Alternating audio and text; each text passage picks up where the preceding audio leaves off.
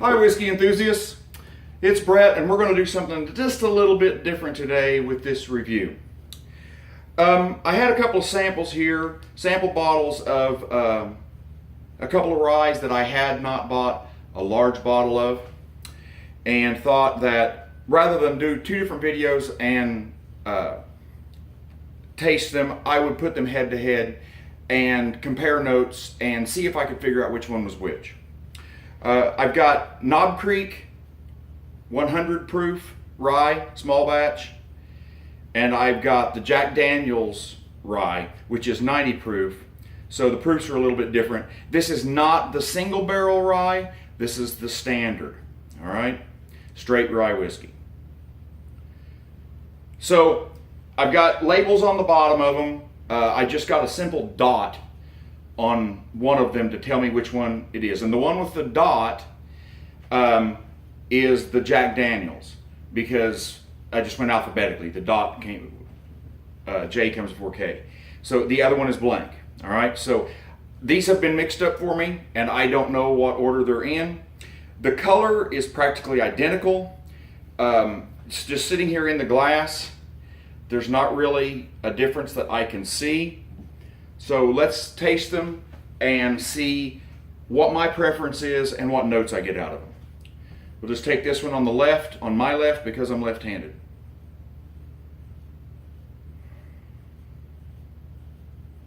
This one is really sweet with some very delicate spices. It's not incredibly complex on the nose, but it is inviting. There's a little bit of corn sweetness. I would guess that this has a low rye content because I'm not getting much floral whatsoever. And because of the corn sweetness, my first inclination is to guess that this is the Jack Daniel's. And I don't know the mash bills of either one. I'm just saying that because I expect anything from Jack Daniel's to have a lot of corn in it. I don't know if that's true on their ryes or not.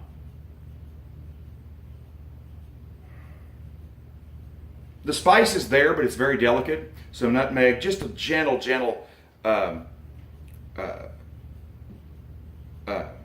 cinnamon. I like the nose a lot. It's not a typical rye nose though. It's a little bit more bourbony than what a typical rye would be. So I'm guessing a 51% rye.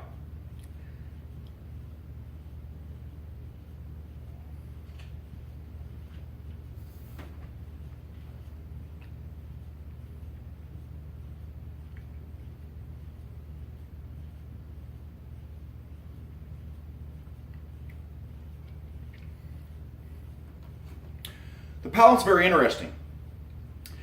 Whereas the nose is immediately corn sweet, the palate starts out floral and spicy. You get, it's not really an evergreen note, but you get a little bit of a floral note in there, and some stronger spice than what you got on the nose. I'm actually very surprised at how much spice there is in the palate compared to how gentle it was on the nose. Now, about halfway through the palate, the corn sweetness builds again, and it gets sweeter. But it starts out fragrant, floral, spicy. That floral note in there even has just a hint of licorice. It's not strong. It's not anything that's going to throw you off if you're not a licorice fan, but it's there.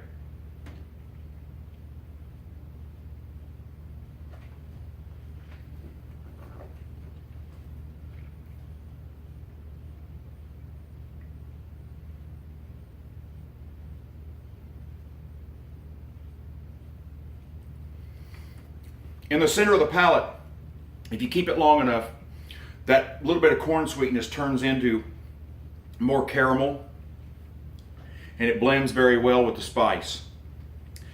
This is fairly balanced for people who haven't had a lot of rye, or for people who are typically bourbon drinkers and the very strong floral, sometimes pine or evergreen notes that are in some ryes turn them off. This is a good way to get into rye, I would think.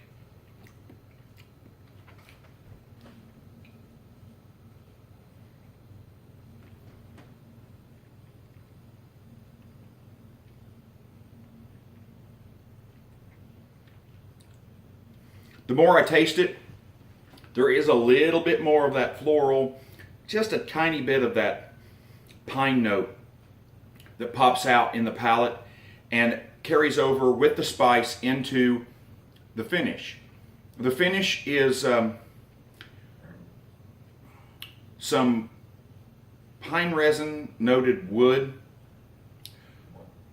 There's a slight bit of clove entering. It's still sweet, but in the finish, the floral really rises and you notice the rye way more than you did at any other time. So the finish is medium.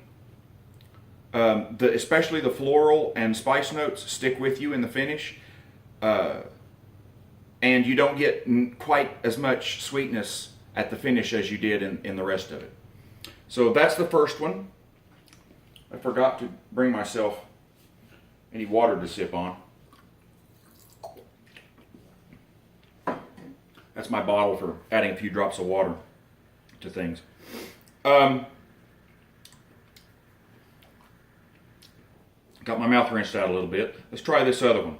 Now you remember my guess, first of all, was because of the corn sweetness that this is the Jack, but I don't know. I just...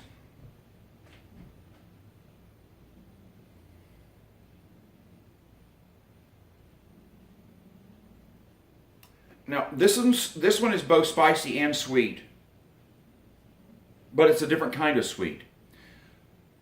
There's still not a lot of floral. The spice is way bolder in the nose. You've got a lot of cinnamon and some clove. There's some nutmeg underneath there.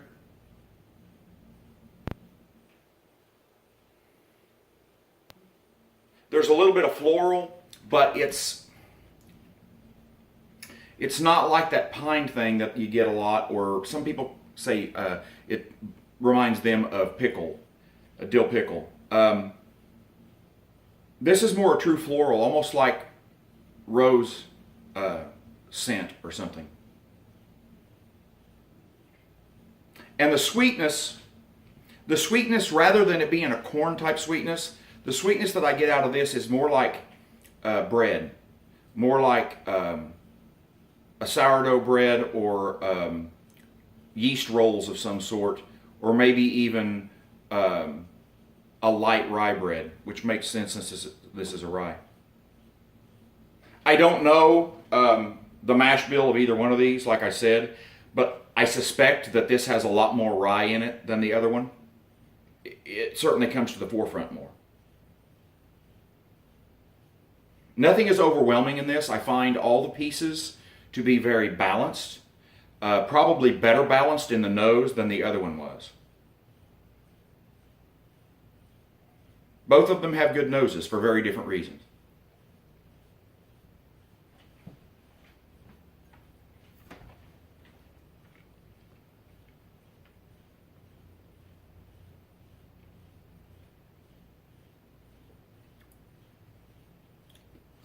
Compared to the other one, this is an explosion of spice. There's a lot of clove. The cinnamon is strong. And I will tell you right now, without getting too far into the finish, that the strong spice carries all the way through from the palate all the way through the finish and doesn't give up a bit. There's a bit more vanilla in this one.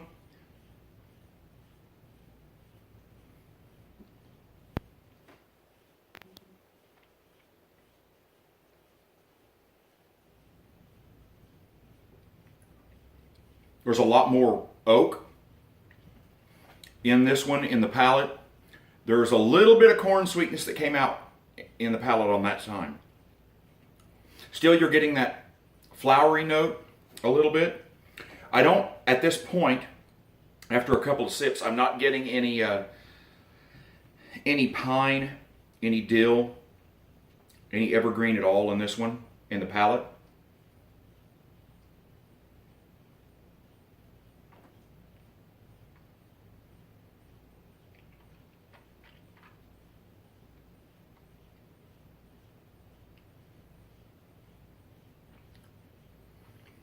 I certainly don't get the caramel in this one that I was getting in the other one. This one, the spice is really dominant here. It reminds me, spice strength wise, not taste wise so much, but with the strength of the spice, it reminds me a lot of Taylor, of E.H. Taylor rye, straight rye. Moving on to the finish, the clove, the oak, and the cinnamon dominate. There's a black pepper note that begins late in the palate and hits you really strongly in the finish.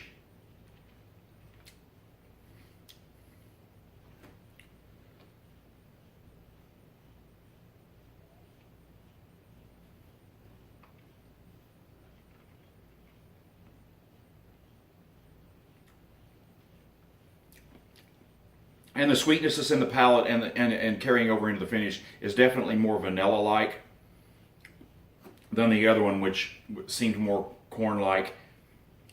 This one is more bready. So there you have it. Here's my guess. My guess is that this one is the Knob Creek and that this one is the Jack Daniels. And that is for no other reason than this one has a lot of corn forward in it, for a rye especially. That makes me believe it was put out by Jack Daniels. This is more spice forward, and I don't have any idea about the mash bill because I purposely didn't look up the mash bills before doing this because I didn't want to taint my ability to describe them. But I have a feeling that this has more rye in it in the mash bill than this one does. Let's see now if I'm right about which one these are. If I'm correct, this one should have a dot on it. And I don't know if you can see that, but it does have a dot. The other one does not have a dot. It was a tiny little dot, and I did that on purpose so that I couldn't see through the tape and see the dot.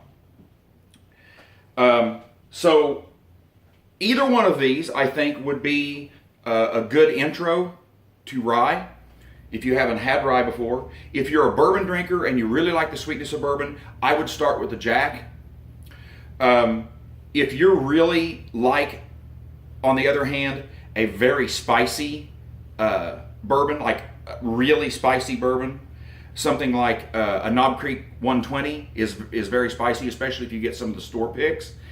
Then I would go with the Knob Creek Rye because they are both of these are reminiscent of the bourbon that they are related to. So they're keeping with their family. Yeah, I know I'm going to make some people mad by talking about Jack Daniel's bourbon, but it doesn't matter what you believe. You know what I'm talking about. So I think either one of these would be worth the money to give a shot at. Hopefully that's informative for you. Hopefully you've learned something and can make a buying decision off of it. That's it for reviews today. I'm Brett. Whatever you choose, go out there and find a whiskey you'll love.